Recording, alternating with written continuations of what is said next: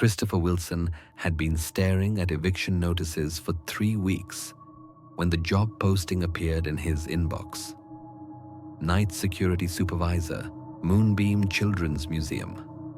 Immediate start, $28 per hour. The pay would cover his daughter's medical bills and buy him time to figure out the rest. He didn't question why they needed someone so urgently, or why the interview was conducted entirely over the phone. The museum sat 40 minutes outside town, surrounded by dense pine forest that seemed to swallow the afternoon light. Christopher parked beside a rusted playground where swing sets moved in the windless air. The building itself looked like an oversized Victorian dollhouse, complete with gingerbread trim painted in cheerful pastels that had begun to peel and fade. Margaret Chen, the day manager, met him at the entrance. She was a small woman with silver-streaked hair pulled into a tight bun, her cardigan buttoned to the neck despite the warm weather. "You'll do fine," she said, handing him a ring of brass keys. The previous guard left suddenly. Family emergency. Her smile was thin, practiced. "The children love our Labubu collection. $67 in total, all displayed throughout the building. They're quite popular with collectors now." Christopher nodded, though he'd never heard of Labubu dolls. Margaret led him through the main gallery where dozens of small figures lined the shelves. Each doll was perhaps 8 inches tall, with oversized round eyes, pointed ears, and a mischievous grin that revealed small white teeth. They wore various outfits, princess dresses, superhero costumes, casual clothes, but all shared the same unsettling stare. "The rules are simple," Margaret continued, her voice echoing in the high-ceilinged room. "Walk the perimeter every 2 hours, check all doors and windows. The motion sensors are temperamental. Sometimes they trigger for no reason. Just reset them at the main panel." She paused beside a display case containing a particularly elaborate doll, dressed as a Victorian gentleman. "And Christopher, don't move the dolls. The children expect to find them exactly where they left them." "Why would I move them?" Margaret's expression shifted almost imperceptibly. "People sometimes think it would be funny. It isn't." That first night passed without incident. Christopher walked his rounds, checked doors, and filled out the security log. The museum felt ordinary in the dark, just another workplace with flickering fluorescent fixtures and the hum of old heating units. The dolls were unsettling, sure, but no more than any collection of toys designed to look human. By his third shift, he'd grown comfortable with the routine. Too comfortable, perhaps. That's when he began noticing small things that didn't quite align. A doll that seemed to have turned slightly since his last round. Footsteps in the dust that appeared overnight. The security cameras occasionally flickered, showing empty rooms for seconds before resuming normal feeds. On Thursday night, the motion sensor in the Victorian Village exhibit triggered at 2:47 a.m. Christopher reset the system and walked through the display, his flashlight beam sweeping across miniature houses and the dolls arranged to look like they were going about their daily lives. Everything appeared normal until he reached the schoolhouse replica. The teacher doll, a Labubu dressed in a tiny black dress with wire-rimmed glasses, was facing the wrong direction. Christopher was certain it had been facing the class of student dolls, but now it stared directly at the walkway. At him. He told himself he was tired, stressed about his daughter's upcoming surgery. The mind played tricks when pushed to its limits. He turned the doll back toward its students and continued his rounds. The next night, 3 dolls had moved. Not dramatically, just slight turns of the head, small shifts in posture. Christopher found himself walking faster through the exhibits, his beam lingering less on the displays. When he wrote in the security log, his handwriting had grown cramped and hurried. Margaret Chen arrived early on Monday morning, finding Christopher waiting by his car in the parking lot. "How are the nights treating you?" she asked, but her eyes were already scanning his face with clinical interest. "Fine," he lied. "The motion sensors are acting up more frequently." "Ah." Margaret nodded as if she'd expected this. "Sometimes the building settles. Old foundations can shift, causing temperature changes that affect the sensors." She paused. "You're not moving the dolls, are you, Christopher?" "No." The word came out sharper than he'd intended. Margaret's smile never wavered. "Good. The children would be very upset." That night, Christopher decided to test his suspicions. Using his phone, he photographed each exhibit before beginning his rounds. When the motion sensor triggered in the transportation exhibit at 1:15 a.m., he found the conductor doll, previously positioned to punch tickets, now pointing toward the museum's rear exit. Christopher pulled out his phone and compared the photos. Every image showed the dolls in different positions than what he was seeing now. His hands shook as he scrolled through the pictures. Either he was documenting his own psychological breakdown, or something was systematically rearranging the exhibits while he worked. The next morning brought a call from his ex-wife. Their daughter Emma's surgery had been moved up. The hospital needed full payment by Friday, or they'd have to reschedule. Again. "I'll have it," Christopher promised, though his bank account showed $147. He needed this job. Whatever was happening at the museum, he could handle it for a few more weeks. Tuesday night, the dolls weren't just moving, they were migrating. Christopher found clusters of them in areas where they didn't belong. Labubu figures dressed as pirates stood in the science discovery room. A group of princess dolls had assembled near the emergency exit. When he tried to return them to their proper exhibits, more would appear in new locations during his next round.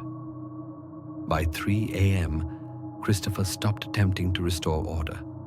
Instead, he sat in the security office, watching the monitor feeds, trying to catch the moment when the dolls moved.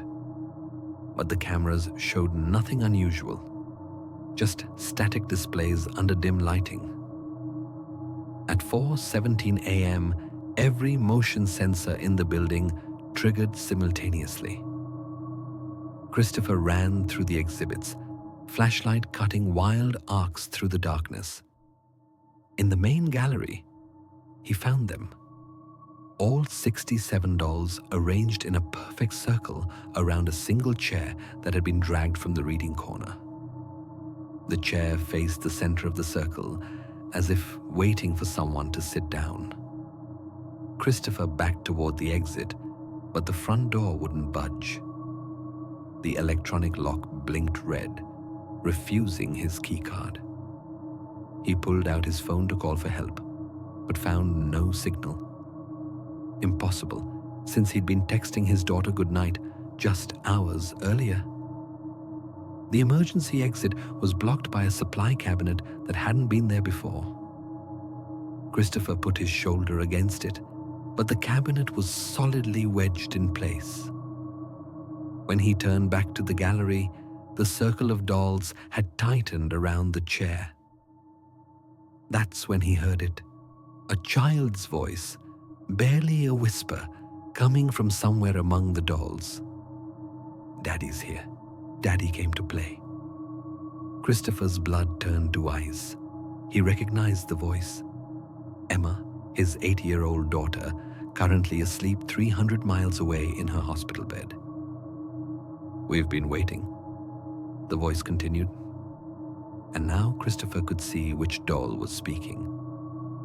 The Victorian gentleman in the center of the circle, its tiny mouth moving in perfect synchronization with Emma's words. "The lady said you'd come if we were patient." "Emma?" Christopher's voice cracked. "Baby, how are you?" "She showed us pictures of you. We know all about the money you owe and the medicine I need and how scared you are." The doll's painted eyes seemed to track his movements. "She said we could play together if you sit in the chair." Christopher approached slowly, his security guard training warring with paternal instinct. He knew this was impossible, knew he was either having a breakdown or experiencing something beyond rational explanation. But it was Emma's voice, Emma's specific way of saying daddy with that slight lisp from her missing front tooth. "Who showed you pictures, sweetheart?" "The nice lady. She comes to visit when you're sleeping. She knows about your job and why you cry in the bathroom at night." The doll's head tilted with Emma's characteristic curiosity. "She said the other guards ran away, but you wouldn't because you love me too much." Other guards? Margaret had mentioned only one predecessor, a family emergency. Christopher's mind raced, connecting fragments, the urgent hiring, the phone interview, the way Margaret had watched him with such keen interest. "Where is the nice lady now?" he asked. "Behind you." Christopher spun around to find Margaret Chen standing in the gallery entrance. But this wasn't the kindly day manager he'd met. Her cardigan was gone, replaced by a black dress that seemed to absorb light. Her silver hair hung loose around her shoulders, and her eyes held a predatory intelligence that made his skin crawl. "Hello, Christopher," she said, her voice carrying the same unnatural echo as the doll. "I told you not to move them. What do you want?" Margaret smiled, and her teeth were too sharp, too numerous. "The dolls were gifts from my grandmother. She taught me how to use them, how to invite special guests inside."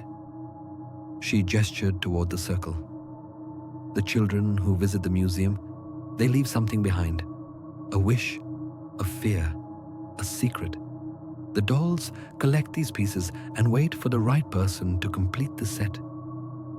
I don't understand. You will." Margaret raised her hand, and the dolls began to move with mechanical precision, their plastic limbs creaking as they stepped closer to Christopher. Emma's loneliness lives in them now. Her fear that Daddy won't be able to save her. Her love for you, despite everything. The woman's smile widened. "All you have to do is sit down and she'll never have to be afraid again." Christopher looked at the chair, then at the advancing dolls, then back at Margaret. His daughter's voice rose from dozens of tiny mouths in a chorus that made his heart ache. "Please, Daddy, I'm scared. The doctors say I might not get better, but the nice lady promises everything will be okay if you just sit down." Every instinct screamed at him to run, but where could he go? The exits were blocked, his phone was dead, and somewhere far away, his daughter was dying by degrees, while he tried to earn money that would never be enough. Christopher took a step toward the chair. That's when training kicked in. 20 years as a mall security guard had taught him to observe details others missed. Margaret's dress might absorb light, but it was still made of fabric. The dolls moved with supernatural purpose, but they were still plastic and vinyl. And most importantly, the emergency lighting system had battery backups that operated independently of the main power grid. "You know what I find interesting?" Christopher said, buying time as he edged toward the fire alarm panel. "Emma's been in the hospital for 2 weeks, surgery scheduled for days. But you said the previous guard left suddenly. Family emergency." Margaret's expression flickered. "How did you know to have pictures of me ready for the dolls? How did you know I'd need this job desperately enough to ignore every red flag?" Christopher's hand found the manual fire alarm lever. "Unless you've been watching my family for a while." "Sit down, Christopher." Margaret's voice had lost its false warmth. "The museum's been closed for renovations for 6 months." Christopher continued, pieces falling into place. "I checked online after my first shift. No school groups, no visitors. Just you, maintaining a collection that feeds on trapped souls while you hunt for the next desperate parent." He pulled the fire alarm. Emergency lighting flooded the gallery in harsh white light, and the dolls froze mid-step, as if suddenly unsure of themselves. Margaret shrieked, raising her hands to shield her eyes from the brightness. Christopher didn't waste the opportunity. He grabbed the fire extinguisher from the wall and smashed the nearest display case, sending glass and dolls scattering across the floor. With each destroyed figure, Emma's voice grew fainter until only Margaret's remained, now stripped of its supernatural resonance. "You can't leave," she snarled, lunging for him with fingers that had become claws. "The building won't let you." But Christopher had spent years studying emergency protocols.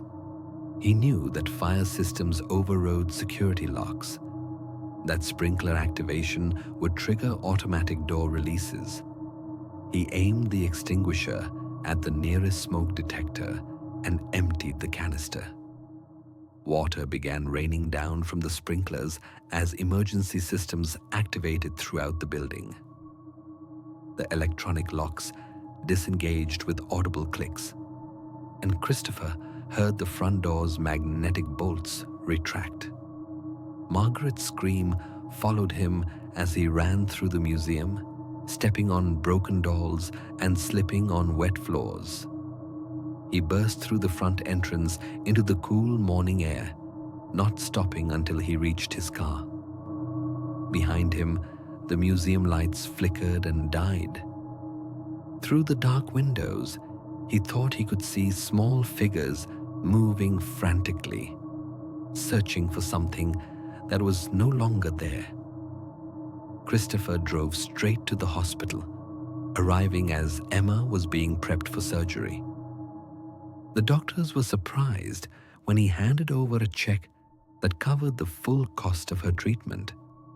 The museum had paid him in cash for his week of work, exactly enough to save his daughter's life. "How did you know we needed the money today?" Emma asked groggily as the anesthesia took hold. Christopher squeezed her hand.